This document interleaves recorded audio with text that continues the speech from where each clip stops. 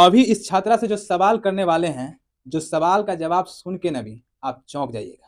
तो इस सवाल के जवाब सुनने के लिए वीडियो के अंत तक बने रहिए। जो सवाल का जवाब हम पूछने वाले हैं और जानने वाले हैं, इस सवाल ना बहुत बड़ा होने वाला है। वो मंजिल भी सर झुका देगी जब दमदार तेरी तैयारी होगी, मुट्ठी में होगा तेरी मुकद्दर जब किताब संग तेरी यारी होगी।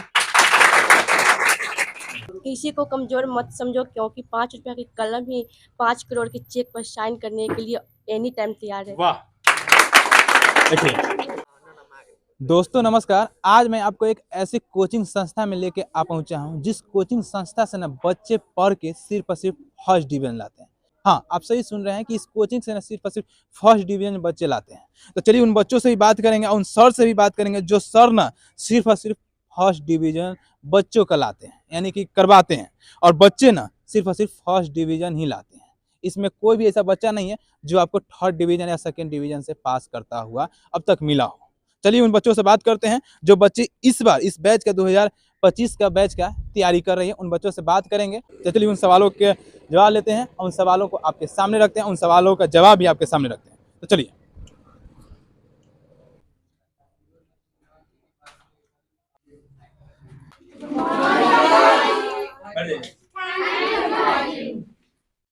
तो इस कोचिंग के सबसे पहले हम सर से बात करेंगे, क्योंकि सर हैं जो बच्चों को सिर्फ फर्स्ट डिवीजन ही कैसे करा पा रहे हैं।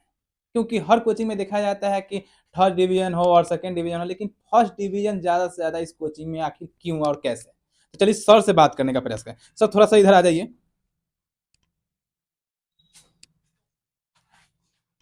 तो सबसे पहले हम सर का धन्यवाद करेंगे कि छोटे से जगह में बच्चों को ज़्यादा से ज़्यादा पढ़ाने की कोशिश करें और भी कम फी में। तो सबसे पहले आपका धन्यवाद और स्वागत है एलएस पॉलिटेक्निक में। बिल्कुल, स्वागत है आपका भी। यहाँ पे बच्चों को देखा जाता है कि अधिकतम से अधिकतम फर्स्ट डिवीजन लाते हैं, आखिर ऐसा राज क्या है? इसका राज कुछ नहीं है, बस हम अपने काम पे विशेष ध्यान देते हैं और दूसरी नंबर चीज़ ये है कि हम बच्चों पे फ़ोकस करते हैं कि ताकि मतलब आज के डेट में 90% ऐसे 90% की बात नहीं करते हैं, मतलब कुछ ऐसे टीचर भी हैं जो सिर्फ़ पढ़ाने से मतलब रखते हैं। लेकिन मेरा सीक्वेंस वो नहीं है, हम पढ़ाने से मतलब नहीं रखते, हम बच्चों के अंदर नॉलेज देना जानते हैं और करने की क्षमता हमारे अंदर में नहीं है। और कोई भी टीचर अगर कोई बच्चे को अगर कहते हैं कि नहीं आप फर्स्ट कीजिएगा, तो ये सबसे बड़ी चीज़ गलत चीज़ होती है। बच्चा खुद से कोई भी काम बच्चा खुद से करता है और बच्चों के टैलेंट के ऊपर ही डिपेंड करता है कि वो कितना मार्क्स ऑब्टेन करेंगे या कितना मार्क्स वो प्राप्त कर सकते हैं। क्योंकि हमारे अंदर में वो चीज़ नहीं है कि हम किसी बच्चे को बोल दें कि हाँ आप फर्स्ट करेंगे, आप सेकंड करेंगे। क्योंकि जिस बच्चे के अंदर में जितनी उनकी क्षमता होगी, माइंड आईक्यू लेवल जितना उनका बढ़ा हुआ होगा, उतना बेहतर वो रिजल्ट प्रदर्शन करेंगे। तो हम सभी से उम्मीद यही लगा करके बैठे हैं और मेरे लिए सारे बच्चे बराबर होते हैं और हम सारे का ख्याल मतलब सेम जैसे मतलब एक बच्चे मेरे लिए है वैसे ही मेरे लिए सारे बच्चे हैं। तो मैं सारे बच्चों का मतलब सिंपल एक ही रेशियो में मैं सबको ध्यान देता हूँ और यही कारण है कि मेरे यहाँ बच्चे अच्छा खासा रिजल्ट ले लेते हैं। अच्छा, कहीं-कहीं सुना जा रहा है कि आप उन बच्चों को फ्री ऑफ कॉस्ट पढ़ाई दे रहे हैं और क्लास दे रहे हैं जिनके पास कुछ है ही नहीं। जी हाँ, मेरे यहाँ ये बिल्कुल ये सुविधा उपलब्ध है जिनके मैं आज भी आपके सामने में भी बता रहा हूँ कि अगर जिन लोगों को पढ़ने में दिक्कत हो, जिनके माँ-बाप सक्षम नहीं है, वैसे बच्चों को मैं फ्री ऑफ कॉस्ट पूरे साल में फ्री ऑफ कॉस्ट मैं पढ़ाता हूँ। और आप लोग भी जो भी लोग हमारे बात को सुनेंगे उनसे मैं निवेदन करता हूँ कि ऐसे बच्चे अगर आपके आस-पास में हो, तो कृपया हमारे पास भेजें। उनके पास फी जमा करने की क्षमता ना हो और वो पढ़ना चाहते हैं, तो मैं उनको पढ़ाना चाहता हूँ, तो वैसे बच्चे मेरे पास आ सकते हैं। चलिए, तो बहुत ही अच्छी खबर है हमारे शिवहर वासियों के लिए कि हमारे शिवहर के पिपरारी प्रखंड के अंतर्गत आने वाली ओझा टोला है और ओझा टोला के रोड में है जो दोस्तियां चौक के आसपास पड़ती है।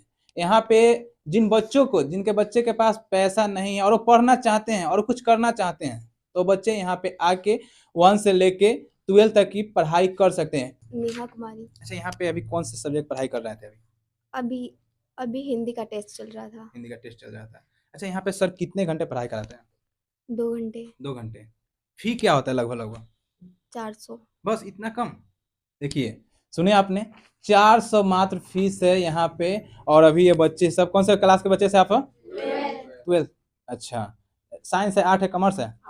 आर्ट्स है, यानी कि आर्ट्स के बच्चे सब हैं और सिर्फ 400 रुपया मात्र है, सिर्फ 400। और 400 में बच्चों को अच्छी शिक्षा दी जा रही है, अच्छी एजुकेशन दिया जा रहा है और बच्चे ना अच्छा कर भी पा रहे हैं।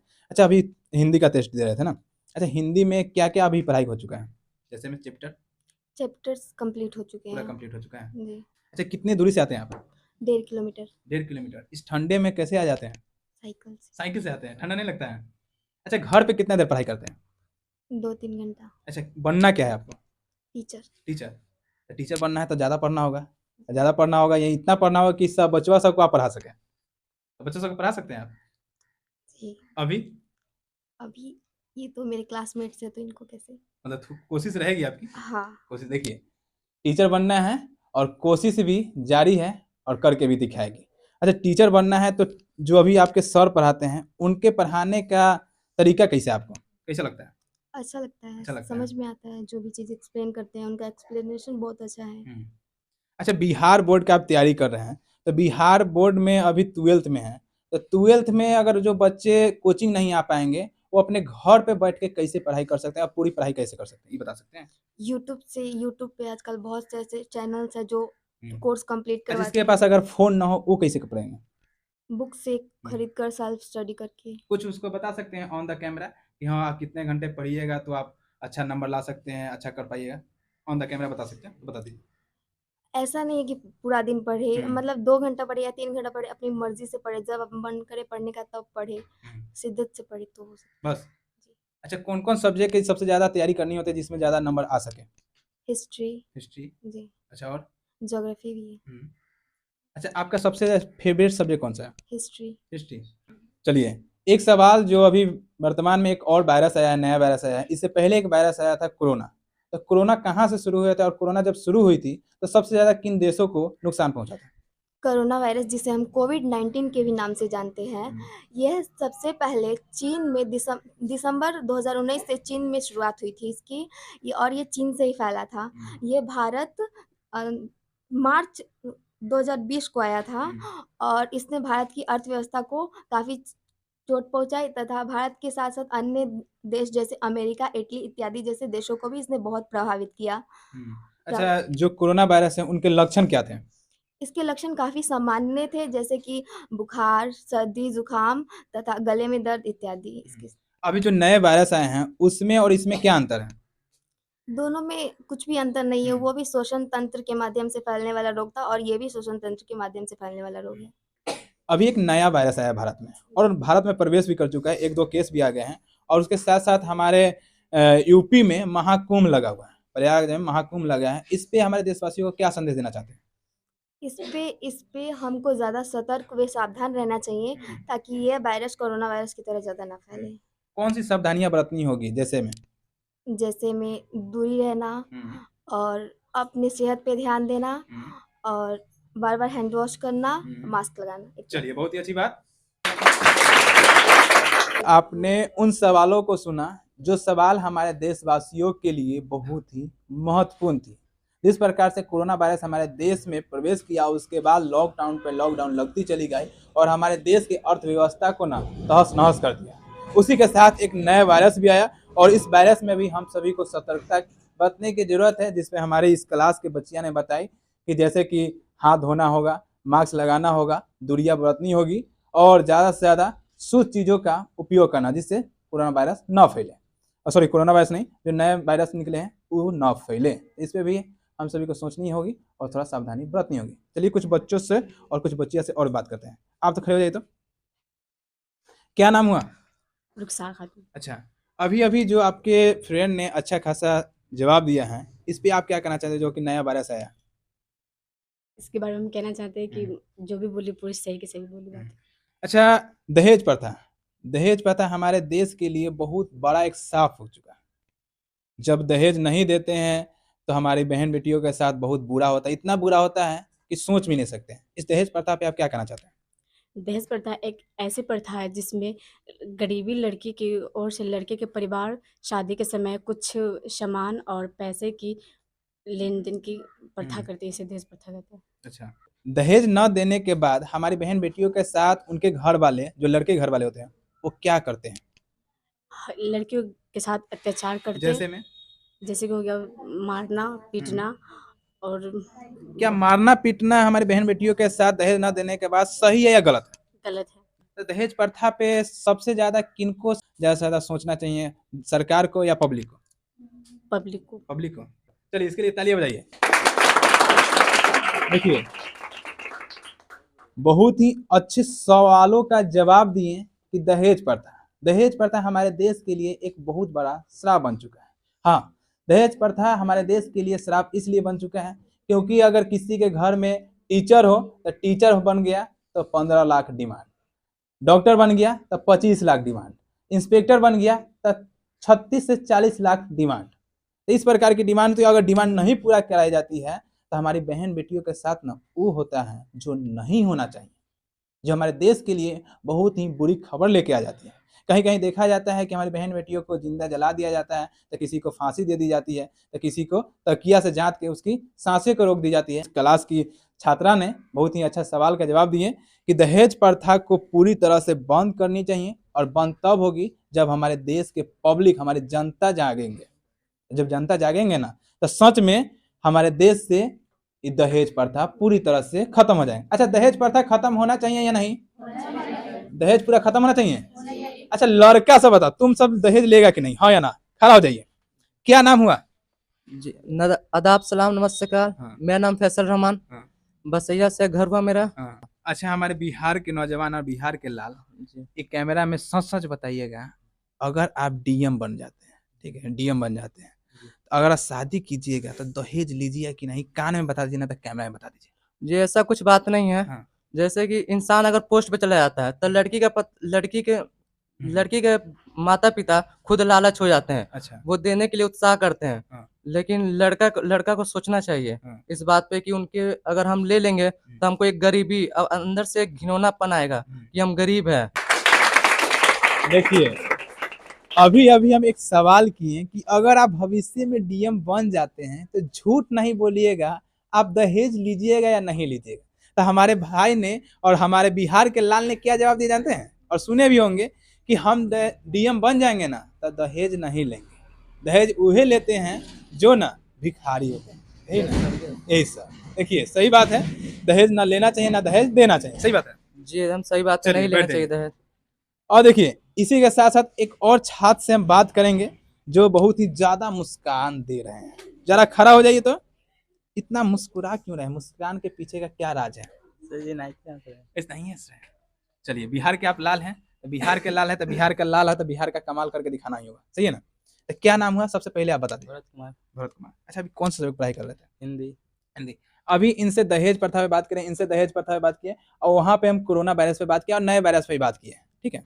इन तीनों सवालों पे हम जवाब लिए, जवाब मिला। इन तीनों सवालों से आप सहमत हैं, हाँ या ना? हाँ, अच्छा, अभी कितने % यहाँ पे तैयारी हो चुकी है आपका? लगभग पूरा हो चुका है। पूरा? कितना बार रिवीजन हो गया? दो बेरी। 2 बार हो गया है। अच्छा, कितना नंबर आपका आ जाएगा? 300 350 ले आ जाएगा। 350 आ जाएगा पक्का?